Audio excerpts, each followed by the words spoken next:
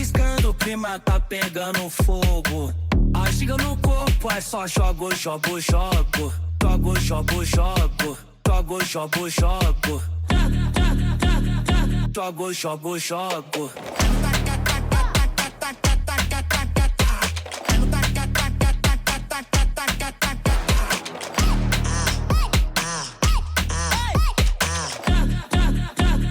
Jogo, jogo, jogo.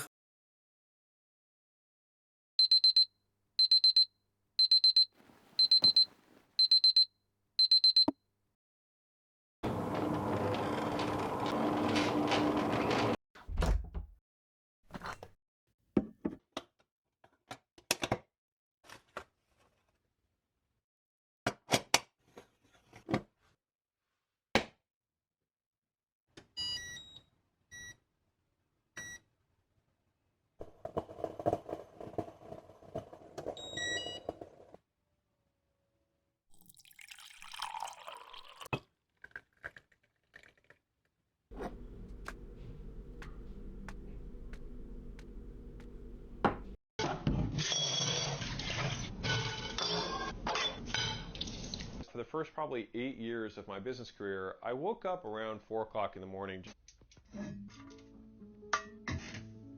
Merde, est-ce qu'on peut pas juste vivre tranquillement au bout d'un moment? D'aussi longtemps que je me souvienne, je me suis toujours couchée assez tard. Même quand ma mère me faisait aller au lit assez tôt, je me cachais pour continuer de regarder la télé. Sinon, je lisais un bouquin où je me contentais de penser à la vie. D'un autre côté, difficile pour un enfant d'aller se coucher à la tombée de la nuit, quand sa famille nombreuse continue d'égayer la maison d'éclats de rire, d'extraits de films, de portes qui s'ouvrent et ferment jusqu'à que le calendrier passe au jour suivant. Et à vrai dire, ça ne m'a jamais dérangée. Quand tout le monde vit au même rythme, c'est même agréable. Ma vie a continué ainsi et en grandissant, mon heure de coucher était en général 1h du matin, pour un réveil autour de 7h, prête à enchaîner études, alternance, travail, etc. Alors oui, il ne fallait surtout pas me parler au réveil, l'esprit n'était pas clair lors des premières heures de la matinée, et après le déjeuner, n'en parlons même pas. J'essayais toujours de trouver un moyen de faire une sieste. Mais après ça, j'étais partie pour un pic d'énergie qui ne s'arrêtait qu'à l'épuisement total. Et c'est en vous racontant tout ça que je me demande ce qui a bien pu vouloir me faire changer ce rythme-là. Car après tout, c'est ce dans quoi j'ai grandi, ma normalité depuis toujours. Est-ce que ce n'est pas l'aventure entrepreneuriale qui m'aurait lavé le cerveau? Donc réveil à 6h du matin. Ensuite, boire 2 verres d'eau avec des électrolytes. Après ça, il recommande de faire du yoga nidra. So if you wake up in the morning and you don't want to do something, you don't care enough about yourself. Mais ce matin et hier matin, on s'est levé à 5h du matin pour pouvoir mieux travailler cette thématique et surtout pour redonner un rythme à notre vie monotone qui devenait de plus en plus flasque.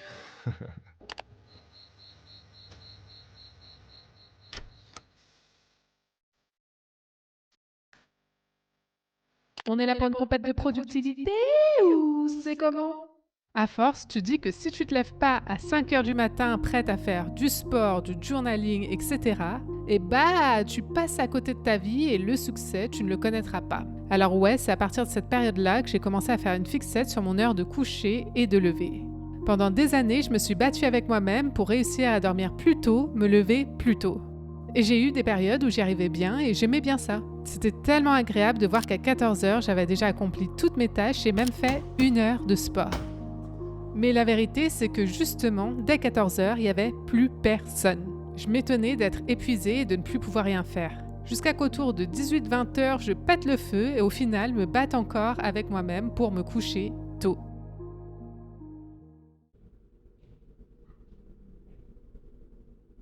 Ton horloge biologique? Ouais. C'est quoi une horloge biologique? Bah, ton horloge biologique, c'est de savoir comment toi, ton corps, ton esprit, etc., il fonctionne. C'est travailler. Parce que là, le monde entier tourne d'une manière qui n'est pas forcément la Et ce qui mienne. est bien aussi avec le fait de travailler le soir, c'est que Si je me couche tard, si tu te couches tard, c'est pas de notre faute, c'est que c'est inscrit dans nos gènes. En effet, notre organisme est régulé par ce que l'on appelle des rythmes circadiens. Un rythme circadien est en quelque sorte l'horloge interne de notre corps qui se base sur une durée de 24 heures. Cette horloge interne régule beaucoup de fonctions de notre corps, dont notamment notre sommeil. Un chronotype, quant à lui, est l'expression individuelle de notre horloge interne. Ce qui veut dire que bien que nous ayons tous en commun le fait que la lumière du jour déclenche le cortisol, entre autres, l'hormone qui nous fait nous sentir réveillés et alertes, et que la mélatonine est celle qui, au coucher du soleil, va provoquer notre besoin de dormir, chacun n'y réagira pas de la même façon. Et cela est dû à des facteurs environnementaux, mais notamment psychologiques et génétiques. Des études sur les gènes associés au rythme circadien ont montré que certaines personnes sont prédisposées à être du matin ou du soir. Il est possible de réaliser un test pour déterminer quel est notre chronotype. Et il en existe d'ailleurs plusieurs. Mais je vous mets en lien dans la description celui publié par, attendez, je ne vais pas écorcher les noms, Jim A. Horn et Olof Östberg en 1976. Ce qu'il faut donc retenir, c'est que vous pourrez essayer de vous battre avec vous-même autant que vous voulez. Vos gènes déterminent en grande partie le rythme de votre horloge interne. Alors au lieu de se battre contre notre nature, il serait peut-être temps de s'enlever de notre tête les idées reçues. Les personnes du matin ne sont pas plus productives que celles du soir. Elles effectuent juste leurs tâches sur un autre créneau horaire et le publient sur les réseaux sociaux. Et qu'a priori, c'est plus stylé de dire « je démarre ma journée à 5h du matin » que « j'ai travaillé jusqu'à 5h du matin ». Dans les deux cas, il n'y a pas de compétition à avoir. Et s'il devait y en avoir une, on sait déjà qui présentera les meilleurs résultats.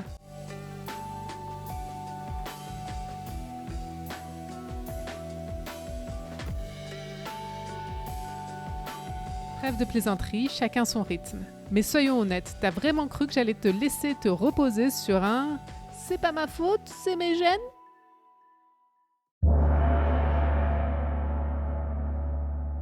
Avant de te faire te questionner sur ta vie, sache qu'il y a autre chose qui peut influencer notre rythme de sommeil, le monde dans lequel on vit.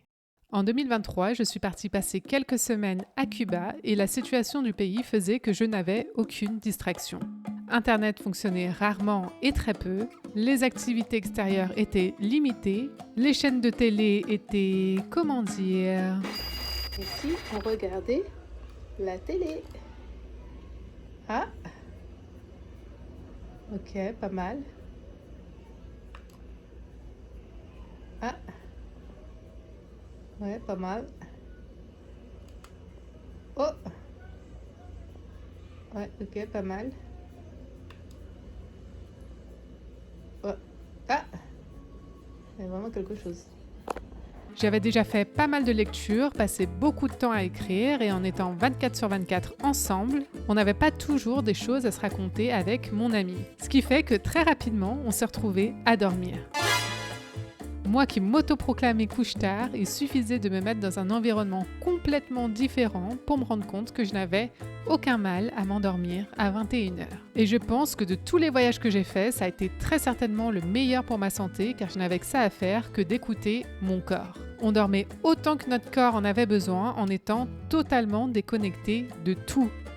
Ce qui fait qu'au bout de 3 semaines, il ne restait plus une seule once de stress dans nos corps. Et j'avoue, je n'avais jamais ressenti ça de ma vie. L'environnement a donc une influence majeure sur notre horloge interne. Et dans une société comme la nôtre, il est difficile de déterminer si une personne est du soir principalement en raison de sa génétique ou bien parce qu'elle doit travailler tard sous la pression d'un projet, par exemple. Mais ce n'est pas tout. Dans mon cas personnel, j'ai remarqué que j'avais une tendance à grignoter le soir en sachant pertinemment que c'était une mauvaise idée.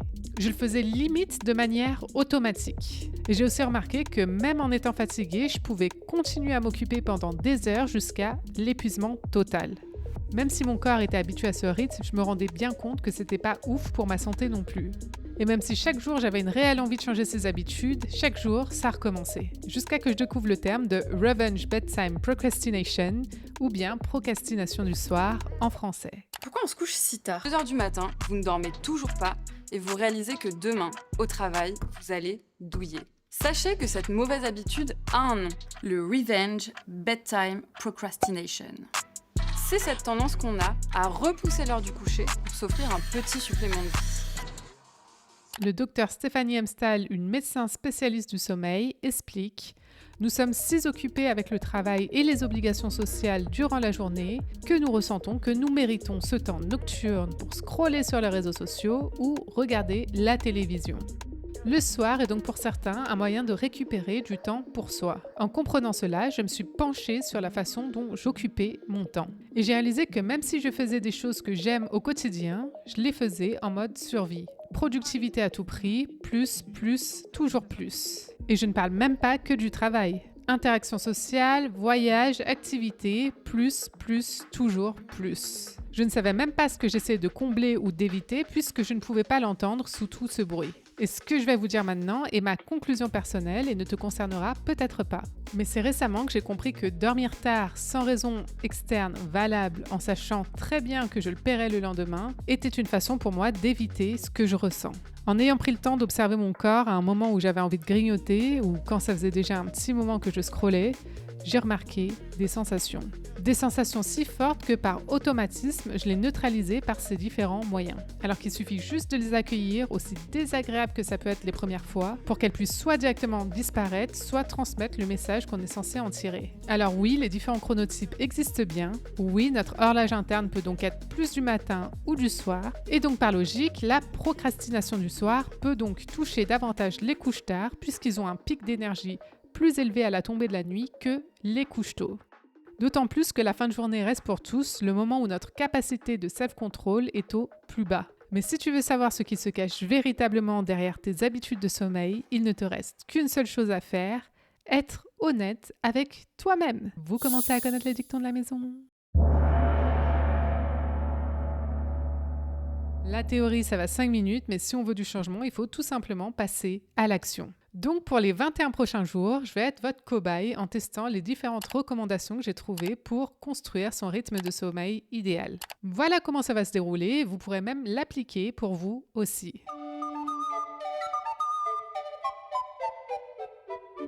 Déterminer notre chronotype. Bon, même s'il semble que tu es un couche-tard pour regarder cette vidéo, tu peux tout de même le confirmer en réalisant le test dont j'ai parlé plus tôt. Mais tu peux également profiter d'un jour où tu n'as pas d'obligation pour observer à quelle heure tu te réveilles de manière naturelle.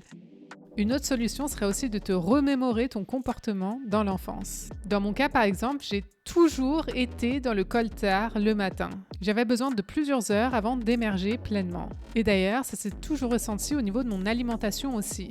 Je n'ai juste pas envie de manger le matin. C'est comme si mes organes étaient eux aussi toujours en train de dormir. Donc tout ça, c'est cohérent avec mon résultat au test.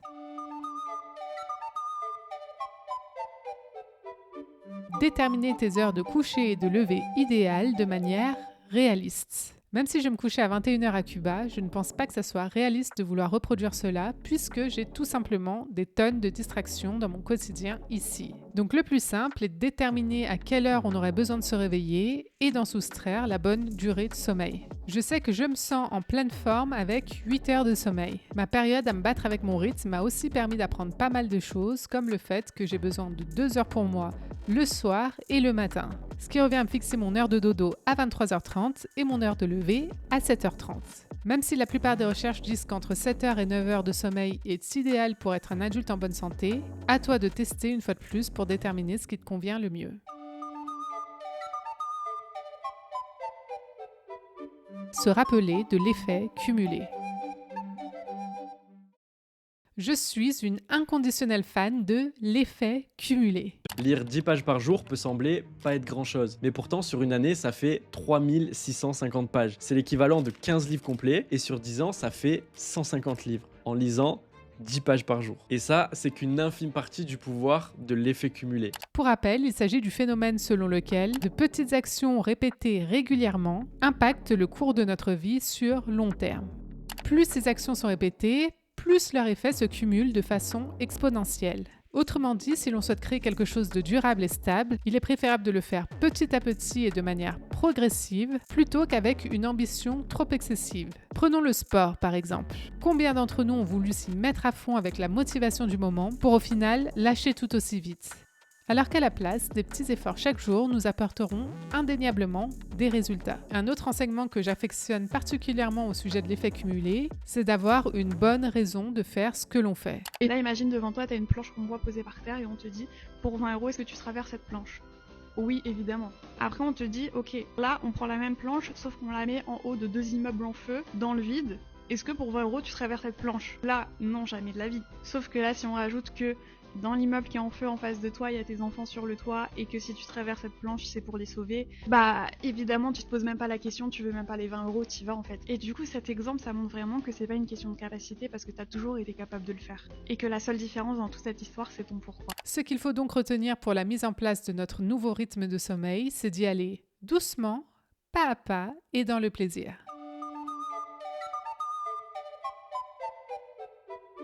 Appliquer les recommandations.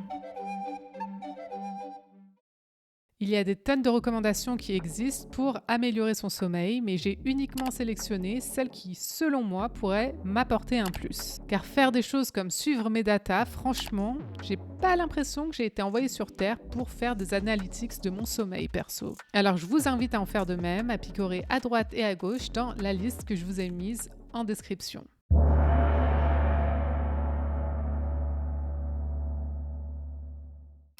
Jour 1 de cette expérience pour aujourd'hui, étant donné qu'hier je me suis couchée à 2h30, tout sera forcément meilleur.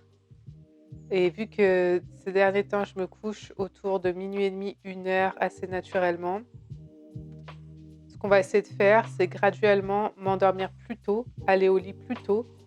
Et surtout, le vrai défi pour moi, c'est que je me suis trop habituée ces derniers mois à m'endormir avec une vidéo en fond sonore. Alors que j'en ai pas du tout besoin. J'adore dormir dans le silence. C'est juste que bon, c'était mon mood des derniers mois. Et c'est peut-être ça qui va être une difficulté pour certains soirs, de ne pas m'endormir devant les écrans. Donc là, au moment où j'ai allumé la caméra, c'est aussi le moment où j'ai arrêté les écrans. À défaut de regarder une vidéo ou quoi que ce soit, ce que je vais faire, c'est enfin avoir du temps pour lire les bouquins que j'ai envie de lire. Donc j'ai commencé celui-là, numéro 2. Donc je vous le recommanderai ou pas au fur et à mesure des jours. Un petit paragraphe du pouvoir du moment présent, ça fait jamais de mal. Puis un peu comme tous les soirs, je vais me faire un petit peu de journaling. Et je pense que je vais me coucher. On va voir, l'expérimentation commence maintenant. Bon, je vais pas vous partager tous les rushs de mes 21 nuits parce que sinon ça risque d'être ennuyeux. À la place, je vais donc vous partager ce qu'il s'est passé. Au début du challenge, j'étais très impliquée. Malgré mon planning chargé, je faisais de mon mieux pour aller au lit à 22h30 en étant complètement déconnectée et je me laissais 1 heure d'activité calme. Je prenais plaisir à aller au lit même si je devais toujours me précipiter pour être à l'heure. Je m'étais mise en tête que peu importe quoi, mon sommeil était ma priorité. Et franchement, ça m'a fait beaucoup de bien. Avoir cet espace calme pour moi le soir me permettait d'avoir comme un sas de décompression où je pouvais penser à ma journée, l'extérioriser sur papier pour me coucher la tête vide. Tout ça m'a montré ce que j'avais déjà deviné. Dès lors que je décide de me coucher, je m'endors sans problème. Par contre, à partir du jour 7, l'ambiance a changé. Alors franchement, ça va faire 1 semaine que cette expérience a commencé et c'est vrai que je m'endors sans vraiment de difficulté. Mais j'avoue, là, me mettre au lit sans écran à 22h30, ça commence à me paraître compliqué. Alors je parle pas des écrans genre le portable, les réseaux et cetera, mais sur le fait de voir un film ou de regarder une vidéo et cetera. C'est vraiment dans le top de mes activités préférées et là, j'avoue que c'est un peu frustrant parce que j'ai loué des DVD et oui, il y a encore des gens qui louent des DVD en 2025 et bah, voilà, toute la semaine, j'avais envie de voir un film et genre je peux pas. En gros, si je veux voir un film avant 22h30, il faudrait que je le fasse autour de 20h30. Sauf que vu que je finis de travailler vers 18h30 et qu'ensuite j'aime bien prendre un petit peu l'air, me préparer un bon petit plat, prendre ma douche, préparer le lendemain, ça voudrait dire que je devrais me speeder à mort juste pour pouvoir être posée devant la télé. Mais franchement, je me dis, mais comment font les grandes personnes? Donc c'est sans surprise qu'au jour 8, ça m'a saoulée. On me voit même pas à la caméra. Mais c'est pas grave, j'ai une tête de folle. Il est 22h30 et je suis hyper frustrée, voilà. Laissez-moi, regarder, mes vidéos de batterie, quoi. J'ai pas le temps. J'ai pas le temps aujourd'hui. J'ai pas le temps. À partir de là, j'ai décidé que je serais plus flexible. Donc j'allais toujours me mettre au lit pour 22h30. Par contre, si j'avais envie de regarder des vidéos, eh bien, je le faisais et j'éteignais tout pour 23h30. Concernant ma forme au réveil, j'ai fait le constat suivant. En ce moment, je suis grave épuisée. Genre, les matins, j'arrive pas à me lever, c'est difficile. Et je pense que c'est lié à 2 choses. Donc récemment, en raison du fait que je rentre dans ma période prémenstruelle, donc petite mention spéciale pour les girls. Je pense que c'est important à prendre en considération aussi, dans l'écoute de nous-mêmes par rapport à notre rythme du sommeil et à la vie de manière générale. Et la deuxième raison, je pense que c'est lié à une décision que j'ai prise avant même de réaliser ce challenge, qui est celui de vraiment, ne plus me mettre de pression dans la vie. Je sais pas comment vous expliquer. Je pense que je suis une personne chill de manière générale, mais il y a le chill de manière générale et le chill intérieur. C'est-à-dire que je me suis rendu compte aussi, ces derniers temps que, le matin, il m'arrivait dès que j'ouvrais les yeux au réveil, d'être dans une énergie speed dans ma tête à me dire: «Alors attends, je vais faire ça, ça, ça, ça, ça, ça, ça».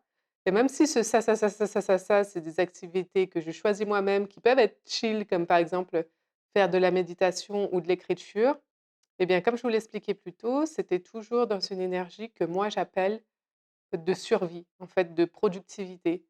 Alors que le but, c'est pas ça. En tout cas, moi, j'aspire à une vie où je suis, en présence, consciente de tout ce que je fais pour pouvoir, vraiment, apprécier tout ce que je fais sincèrement et pas juste pour remplir une to-do list, qui n'a ni queue ni tête. Sur la majorité du challenge, j'ai donc laissé mon corps se réveiller à son rythme, ce qui donnait quelque chose comme un réveil à 7h30 et moi qui me laissais le temps d'émerger, que ce soit dans le calme ou bien autour d'un livre pendant 1 heure. En regroupant toutes mes heures de coucher et de lever, j'ai remarqué que je me suis majoritairement couchée à 23h30 et réveillée autour de 7h30, 8h30. Et les fois où j'ai dormi bien plus longtemps ne m'ont pas apporté plus d'énergie, bien au contraire. Au final, voici les éléments de la liste que j'ai sélectionnés et le résultat.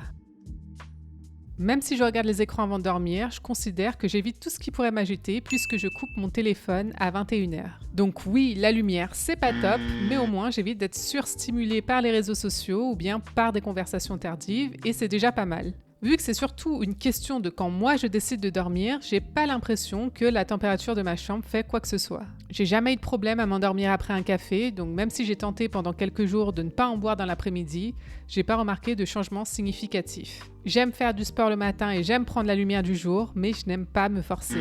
Ma routine matinale comprend déjà pas mal de choses, donc je préfère faire en fonction de ce que je ressens à l'instant T. Et même si j'ai arrêté de courir comme une folle pour arriver dans mon lit à 22h30, je pense que j'ai réussi à faire de mon sommeil une priorité avec finalement l'outil le plus puissant, m'écouter.